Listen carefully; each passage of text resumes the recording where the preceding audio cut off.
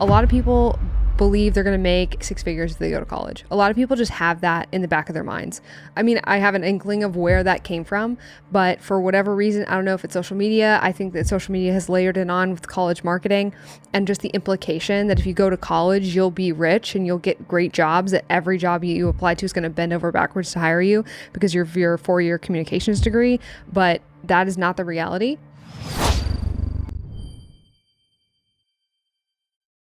Aloha, folks, and welcome back to Degree Free, where we teach you how to get hired without a college degree. We are your hosts, Ryan and Hannah Maruyama. It is great to have you back. Welcome back. Welcome back. As always, Ryan and I are stoked to have you listening with us on the podcast today, and we have quite a lineup. Yeah, absolutely. Let's jump into it. The first thing that I wanted to talk about was an update from a famous 2010 paper by Danny Kahneman and Angus Deaton.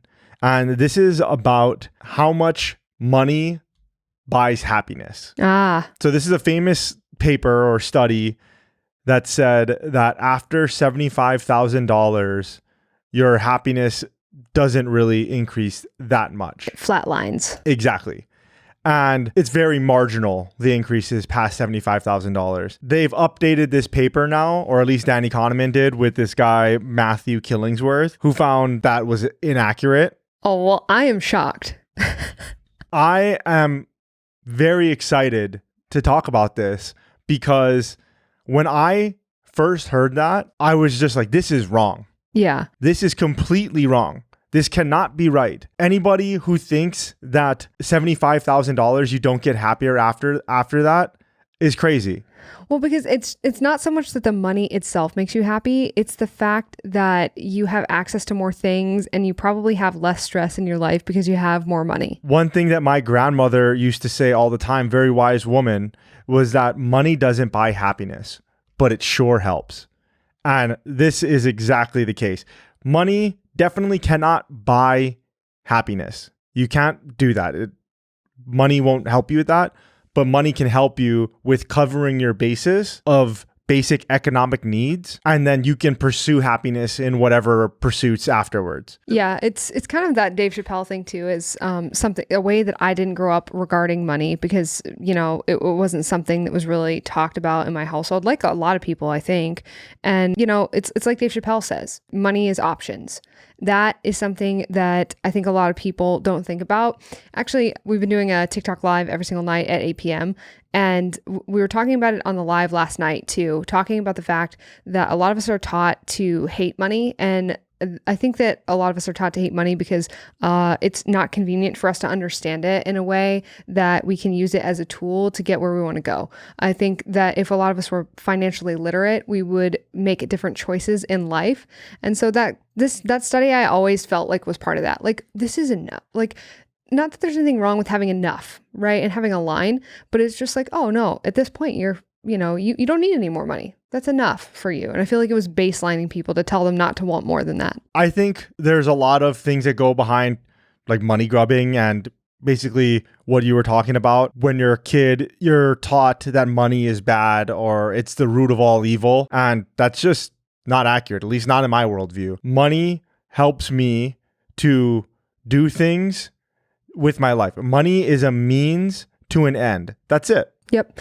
And you have to look at it like that. And I think a lot of people confuse like loving money, you know, and they think of like Scrooge McDuck and his pool of coins and loving his money, as opposed to people loving the things that money allows them to have, like their time back or the ability to spend on things that allow them to be healthier. You know, there's a lot of lifestyle things that money opens up to you. And that's something that I think I think money is just demonized a lot. And I find that really interesting too, because I feel like one of the places that we're taught to hate money the most is college.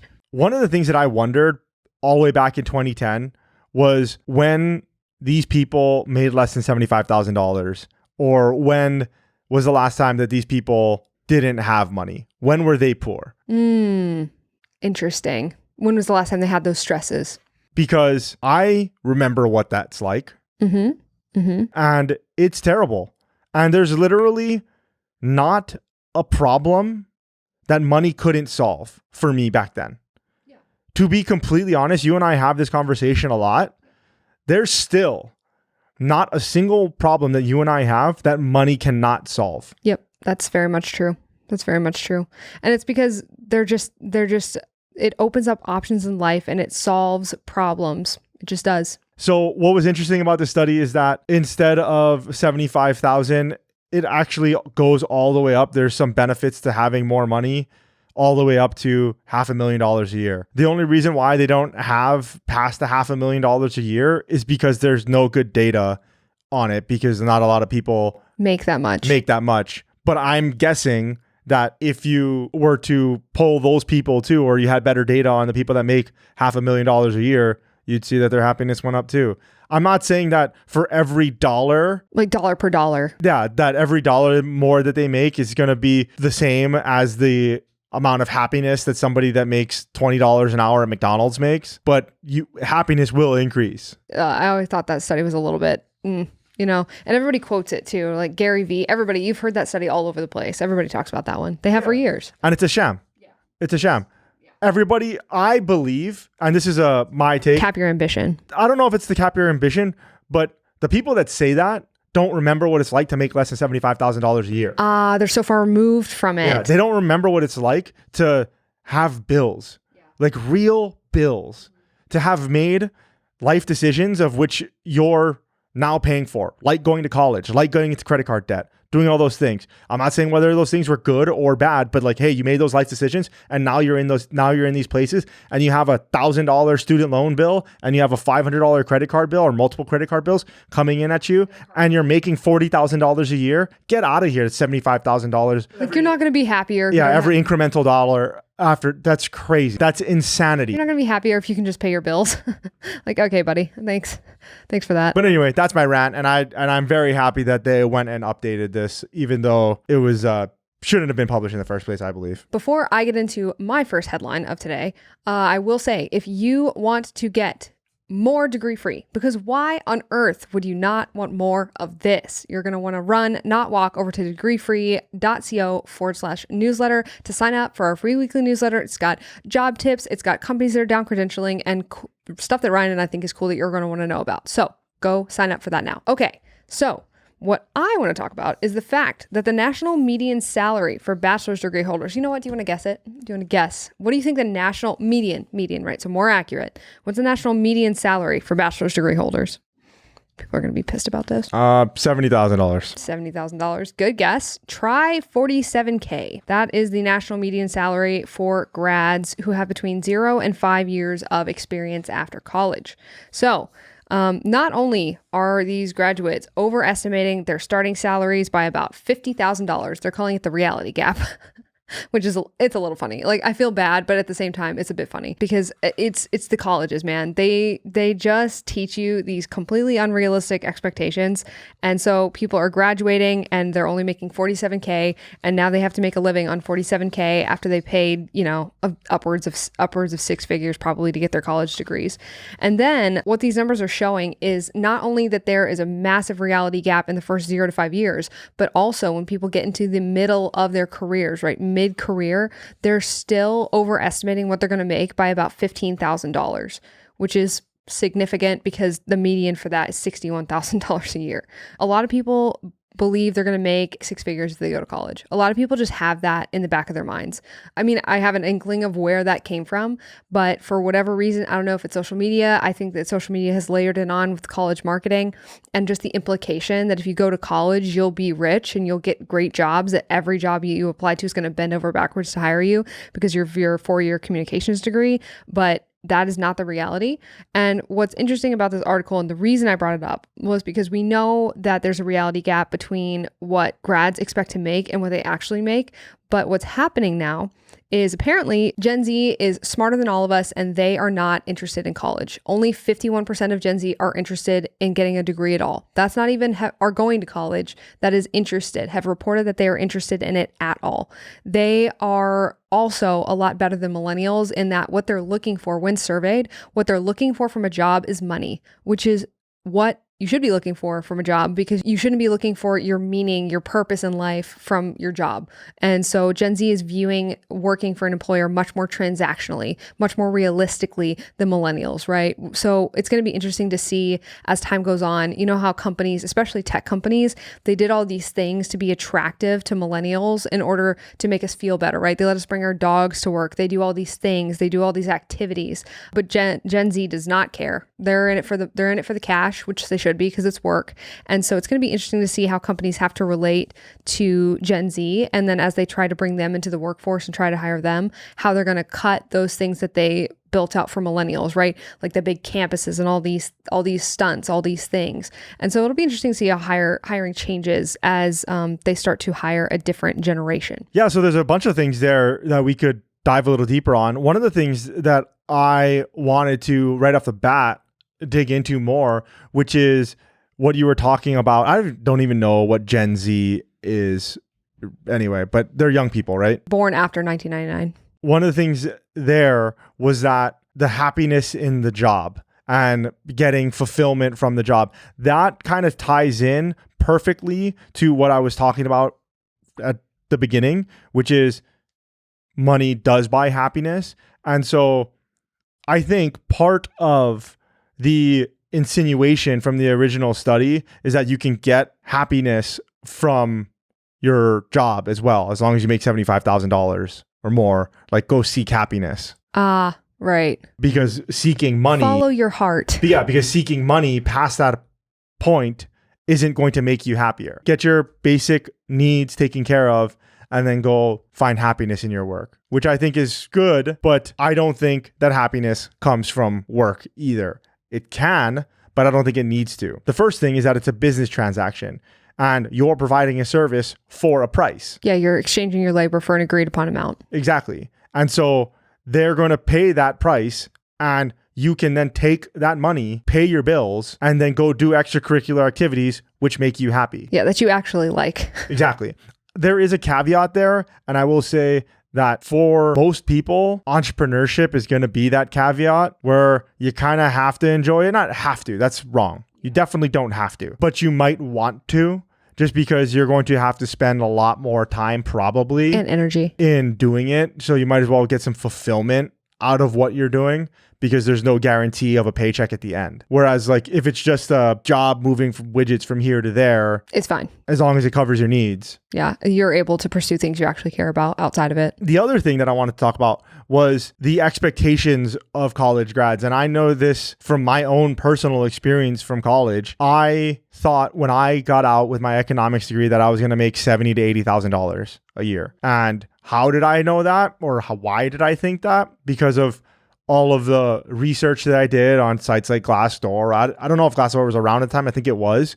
But like those types of sites that would tell you what to expect. Here's what a economics degree will make your first year out of college. And then here's the second, third, fourth. And it was always 70 and above. And I was like, oh, that's pretty good. You know who the most unrealistic aside from journalism majors was? Business majors. Yes.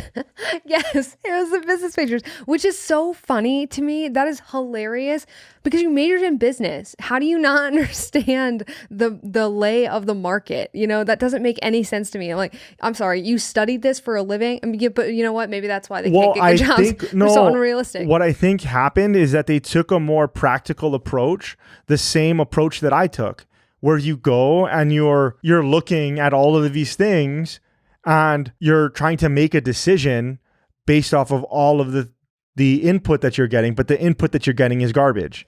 Okay, so I have a question, and what I'm wondering is, because I think about the people I went to school with, and I think about how many of them went and bought college degrees having literally zero idea. They never once looked at the starting salary that they would make. The first time they ever laid eyes on the starting salary was when they applied for their first job in the interview, and they told them this is how much you'll make, and they were shocked. They didn't go anywhere near a salary. They went nowhere near a number. They never laid eyes on the number, on the salary number that they were going to make until after they had already finished college. And I think that's most people that go to college, actually.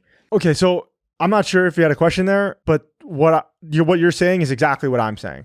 And what I'm saying is that the business people, and like for me, economics majors, they're much more analytical, probably because they're going into business and economics. And so they take a much more practical approach, which is why they have the highest skew, because they go to these things, but it's inaccurate number. But it's garbage in, garbage out. That's what I'm saying. And so these other people that don't look, and they're just getting a liberal arts degree, or they don't have an analytical approach to it. They're going for the quote unquote college experience. They're spending 30 grand a year to tap kegs and live in a dorm. Those people don't have as much of a skew because they didn't do as much research, because they didn't look it up. They're like, I don't know. I didn't go to college because I wanted to make a lot of money. I wanted to go for the experience. But then everybody goes to college to at least get a job. That's what they think it's going to get them. Yes, for positive. And I'm not discounting the fact that, the market's changed and the hiring is crappy and the economy is weird and everything's going on. I'm not discounting that. It's just there are a lot of people that they just never looked. They never looked, and then they're just shocked. They're like, "Whoa, that's how much I'm going to make." And I'll just never get over the fact that people didn't look the entire time that they were in school. And then they got and they go, "Wow, it's only $36,000 a year." I'm like, yeah, and you spend $36,000 a year. Good luck with that. The implication for what you're talking about is crazy, in that $47,000 is the median salary when the expectations are much higher than that. That's including all the high earners too. It's the median, not the average. So it's like, that's what most people are encountering. That doesn't take into account the price that you pay for college and all of the opportunity cost of the time and the experience that you could be working in another job, ideally in the field that you want to be in. Yeah, but also even just the lost wages of if you had just been making $30K a year instead of spending it, what that would have done for you. Yeah, absolutely.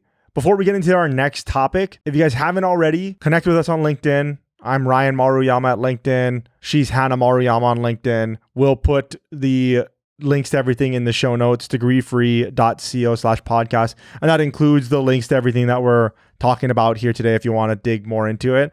Also, guys, please leave us a review if you listened to our episode a few weeks ago.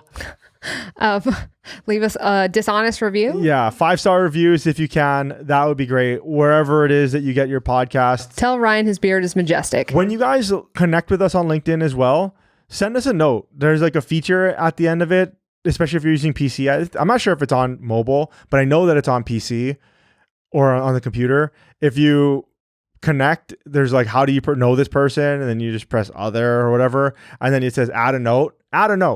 And let us know what you guys think about this podcast. And if you have an idea for us that you want us to talk about too. The next thing that I want to talk about is something that I've been thinking about, because I've been using ChatGPT and AI for a little bit, for months now.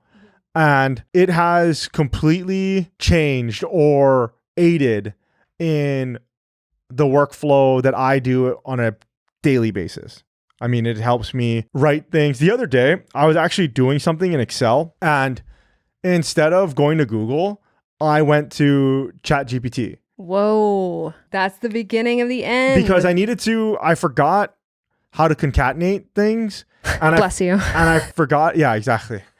I forgot how to separate and concatenate once I've separated things. And so I was like, I don't know, I could read a Google article about this, or I could just go to ChatGPT and I'm sure that they'll give me an answer. And sure enough, within 10 seconds, instead of reading an entire article about how bombarded by ads, right, about belly fat. Yeah, exactly. Or just about how whatever SaaS tool blog this is, how that is the best or whatever.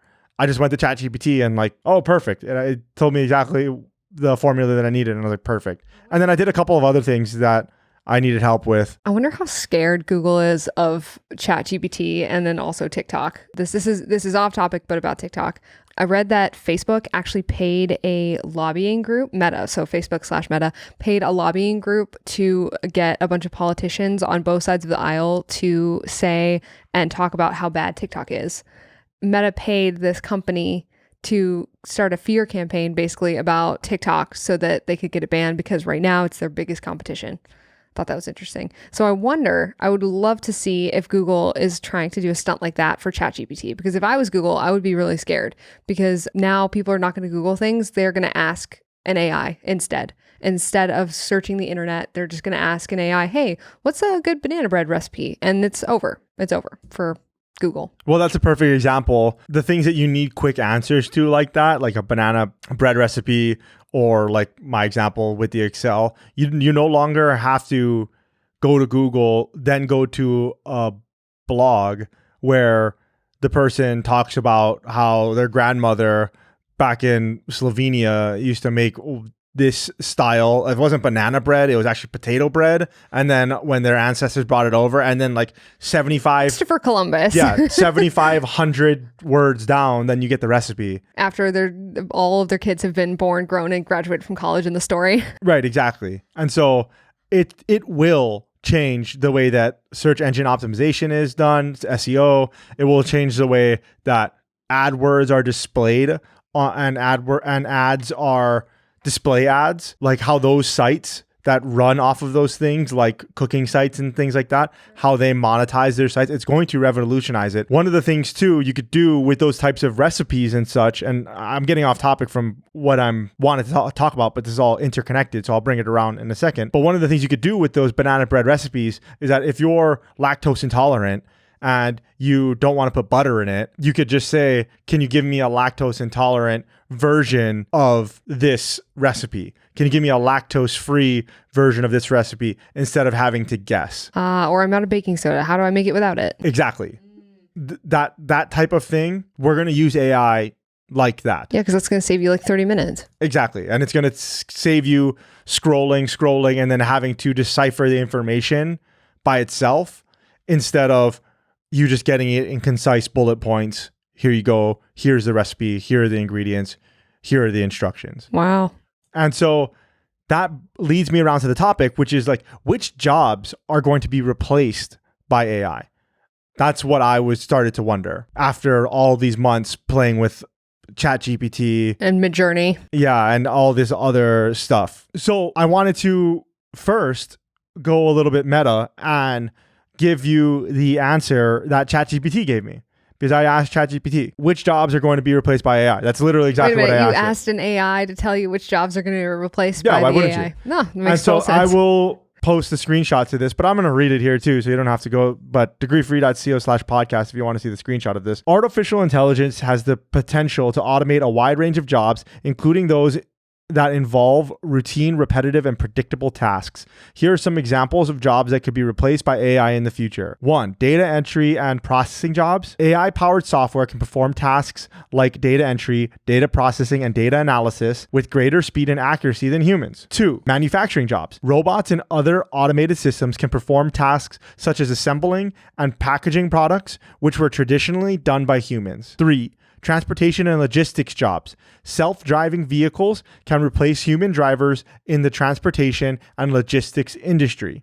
4. Customer service jobs. Chatbots and virtual assistants can handle simple customer inquiries, freeing up human customer service representatives to handle more complex tasks. 2 more, and then I'll stop. 5. Accounting and bookkeeping jobs. AI can automate tasks like bookkeeping, auditing, and tax preparation, which were traditionally done by humans. 6, this is the final one they gave, retail and sales jobs. AI-powered chatbots and virtual assistants can handle customer inquiries and sales transactions, reducing the need for human sales representatives. It's important to note that while AI may replace some jobs, it will also create new jobs in fields like data science, machine learning, and software engineering. Additionally, many jobs will require a combination of human and AI skills, so humans and machines will work together to achieve better results. Wow. That's kind of a lot. So I generally agree with what they're saying here. Majority of these jobs may not be automated completely away, but AI is going to have a massive role, and it already does in many of these fields, in the production and the efficacy of these people in these roles. I think too, a lot of people, what they get worried about is the elimination of jobs. But I think maybe what we should be focused on instead is probably the improvement and creation of jobs. If people are big fans of remote work or the four-day work week, then you want to see AI starting to take more of a front seat, because as it does, it's going to free up humans to work in different ways and at different times.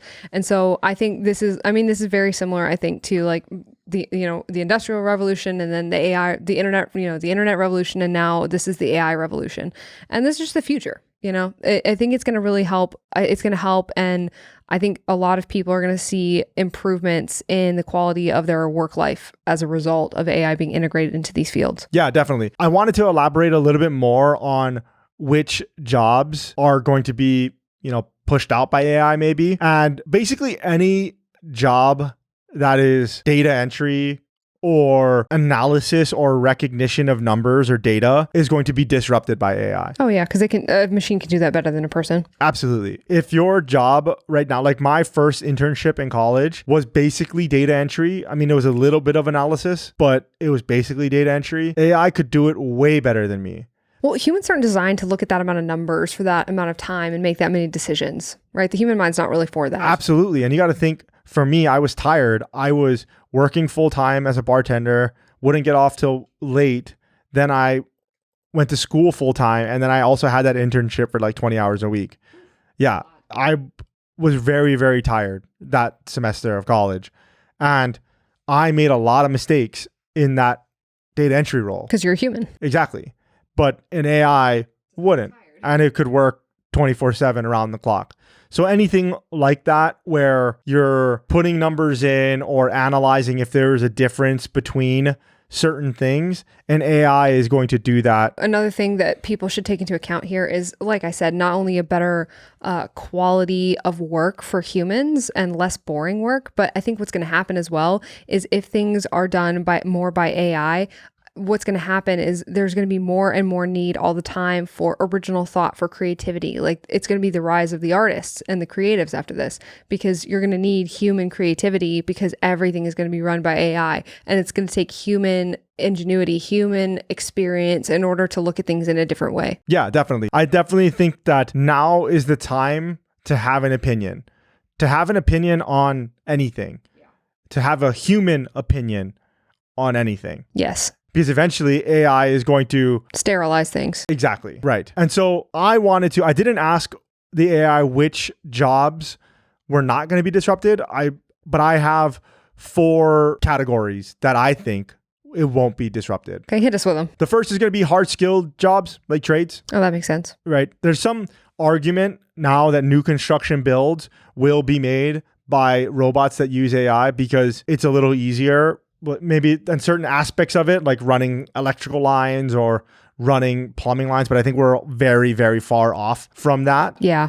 And so hard skilled jobs like trades or plumbing or anything like that, like you just think about your own house, how difficult it would be for a robot to come in and assess a problem and do it. I mean, it'll get there eventually, but it's going to be a while. Yeah, maybe it'll get there eventually, but it's going to be a long time. So those are going to be one of the things that it's not going to be disrupted. The second is going to be anything having to do with humans, anything having to do with the interfacing between people. Actual care or actually talking to people on the phone or those things. Yeah, so there's going to be like HR, PR managers, people managers, therapists, psychiatrists, CEOs, or chief executive. Whatever. Exactly. All of those things. Just human strategy. Human strategy, but then also strategy as well. You might not want your AI making all of your, especially in that last one, you may not want AI making all of your decisions for you, especially if you're like running a company and things like that. You might have the input of AI. Do you think that we'll eventually see a company where the CEO is an AI? I think as a gimmick, yeah, maybe for a day or... That would be really good. Any companies listening to this, use that as a marketing gimmick. Put AI in charge of your company for one day. Another field where I don't think AI is going to come for is, I think, litigation attorneys. But the legal profession as a whole. The legal profession as a whole, which is why I literally said litigation attorneys. Whereas I think that all of the back of the house stuff. Oh, that's going to get automated. It's going to get automated away like crazy. And like if you look at estate planning or something like maybe not real estate because there's some complex deals, business business attorneys. But I was just about to say a lot of it can be automated away. A lot of it. Because it's very manual and very technical, and it doesn't need to be that way. Exactly. But as far as when you go to trial on both sides of the aisle, whether you're the plaintiff or you're the defendant, the way that you argue is going to take creativity. And then you're also going to have to sway a jury of your peers. So we're all humans. Exactly. Until we have AI juries, because nobody shows up. I think AI can help you with your case law and will help you find precedents to build your case. But the arguing, and then it could also help you, come up with points for your case, but the actual structure of your argument and then presenting that to a jury, I don't think that's going to be disrupted anytime soon. No, I think that'd be tough. That would be tough. I'm sure somebody's working on it, but that'd be tough. Because litigation is it's like a chess match. Yeah. It's just the way that you're arguing against each other. But then there's also the element of like having to convince, jury or judge. Persuasion. Yeah, persuasion, right. Exactly. A jury or a judge. And I'm not sure if I'm an idiot, so I'm not sure if I'm using litigation correctly here. I think you are. But I'm an idiot too, so. If I'm using this wrong, please let me know in the YouTube comments when you're watching this video. That'd be great. For the last one is going to be event coordinators or event planners. Sure, you don't want an AI running your wedding or your graduation. Exactly. You're still going to need people to handle planning and executing the event. Small human issues. It's mostly having to do with the execution of the event, the actual day of. Yeah. Where, once again, it's dealing with people. They have to interface. It's also the energy of somebody who's running something matters too. Right, exactly. And it's not just weddings and everything. It's corporate events. Oh, sure. All types of events. It's very complex, and it's kind of better to have a human be able to decide and prioritize which fires we're going to put out and how we're going to do it. Yeah. And that's and the emotions of the people involved. That's at least for now. So the moral of this story at the end of it is that kind of just like Deep Blue with chess, and I'm pretty sure it was Deep Blue or Deep Mind or whatever, the chess AI that beat Gary Kasparov in, I don't know, the 2010s or the 2000s or something like that. The AI is better than any human, but the AI and human together is better than just the AI. Oh yeah, absolutely. Absolutely. And that's how it's going to pan out too. It's going to be a good complement. Yeah, it's how we use the tool and how we think about it for ourselves. Until we have an iRobot scenario on our hands. Yeah, exactly. And yeah, that's pretty much it for today's episode. Let us know what you thought about this episode. Leave us a review. Connect with us on LinkedIn. I'm Ryan Maruyama. She's Hannah Maruyama. The show notes are going to be at degreefree.co/podcast. And if you want to get more degree free, go over to degreefree.co/newsletter to sign up for a free weekly newsletter. Yep. Until next time, guys. Aloha.